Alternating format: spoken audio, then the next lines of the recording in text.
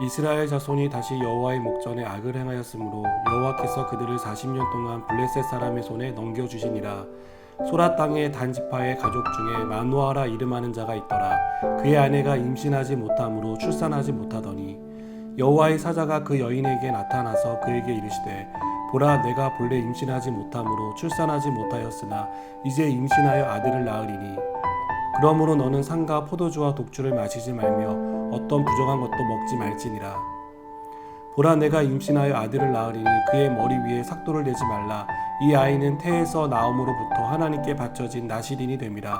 그가 블레셋 사람의 손에서 이스라엘을 구원하기 시작하리라 하시니 이에 그 여인이 가서 그의 남편에게 말하여 이르되 하나님의 사람이 내게 오셨는데 그의 모습이 하나님의 사자의 용모 같아서 심히 두려움으로 어디서부터 왔는지를 내가 묻지 못하였고 그도 자기 이름을 내게 이르지 아니하였으며 그가 내게 이르기를 보라, 내가 임신하여 아들을 낳으리니 이제 포도주와 독주를 마시지 말며 어떤 부정한 것도 먹지 말라. 이 아이는 태에서부터 그가 죽는 날까지 하나님께 바쳐진 나실인이 됨이라 하더이다 하니라.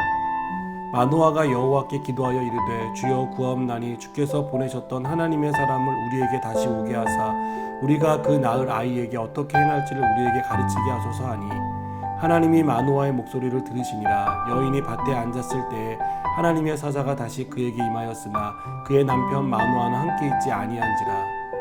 여인이 급히 달려가서 그의 남편에게 알리어 이르되 보소서, 전일에 내게 오셨던 그 사람이 내게 나타나나이다 하매 마노아가 일어나 아내를 따라가서 그 사람에게 이르러 그에게 묻되 당신이 이 여인에게 말씀하신 그 사람이니까 하니 이르되 내가 그로다 하니라.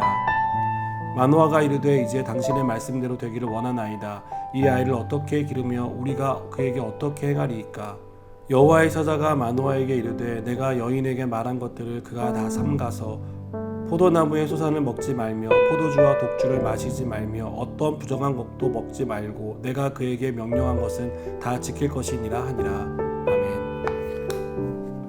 우리는 반복해서 같은 죄를 짓는 사람을 상습범이라고 부릅니다.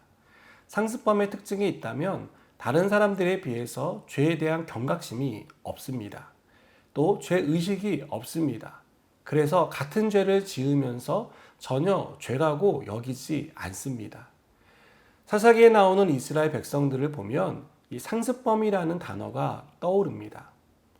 오늘 말씀도 어떻게 시작됩니까? 이스라엘이 다시 하나님께 범죄했다라고 시작되지 않습니까? 그리고 하나님은 범죄한 이스라엘 백성을 블레셋의 손에 넘기셔서 40년 동안 압제받게 하십니다.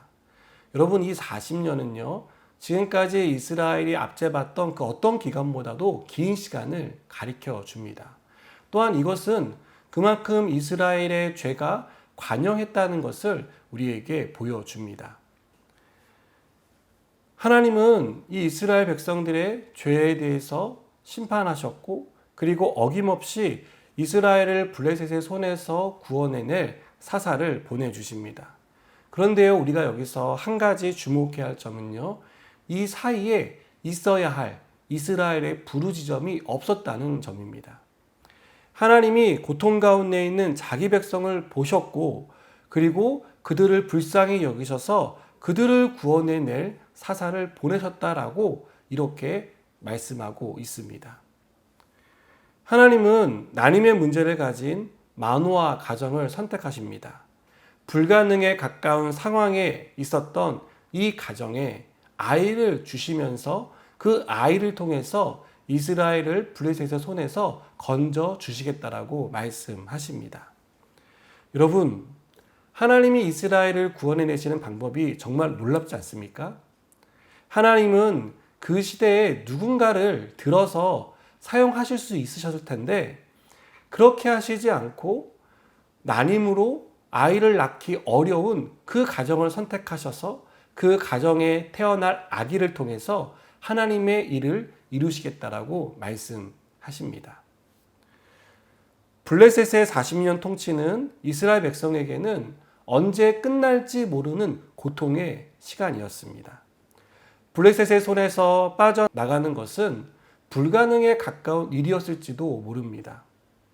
누가 봐도 세상은 타락했고 누가 봐도 이스라엘은 영적으로 깊은 침체 가운데 빠져 있다는 것을 알았기 때문에 그 터널로부터 언제 우리가 빠져나갈 수 있을까라는 것을 누구도 예상할 수 없었다는 것입니다.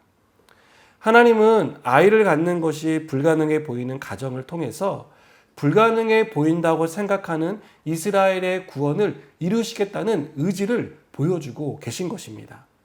여러분, 우리는 불가능한 일은 안 되는 일이라고 생각하고 단념합니다.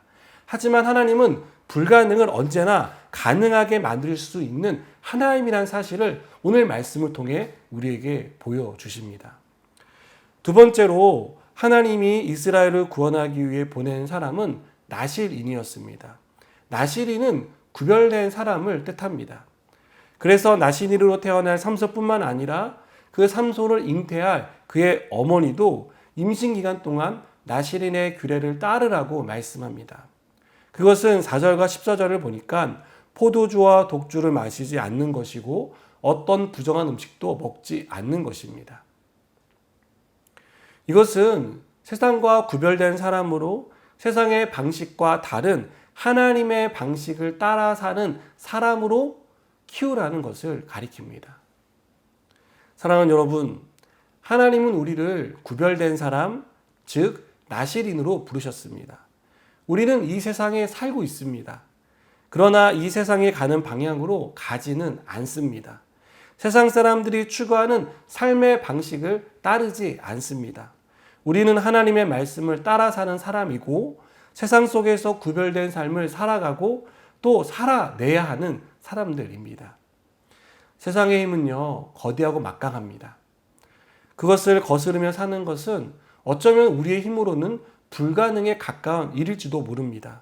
그러나 불가능한 상황에서 아이를 주시고 그 아이를 통해서 40년이라는 어떻게 보면 도저히 빠져나올 수 없는 불가능한 그 시간 속에서 하나님은 그 아이를 통해 이스라엘을 구원해내신 것처럼 우리가 거대한 세상 속에서 불가능하다고 말하는 그 일 가운데서 하나님 우리를 건져내시고 또 우리를 사용해 주실 것입니다.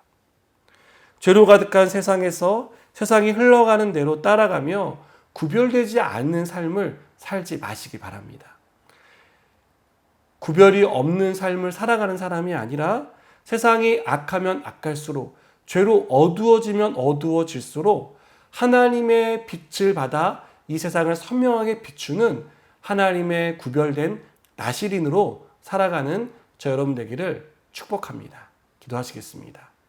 하나님, 우리를 이 세상 가운데 구별된 자로 부르셔서 감사합니다. 구별된 삶을 살아가게 하시고 하나님의 말씀과 하나님의 삶의 방식을 쫓아갈 수 있는 은혜와 믿음을 더하여 주시옵소서. 예수님의 이름으로 기도드립니다.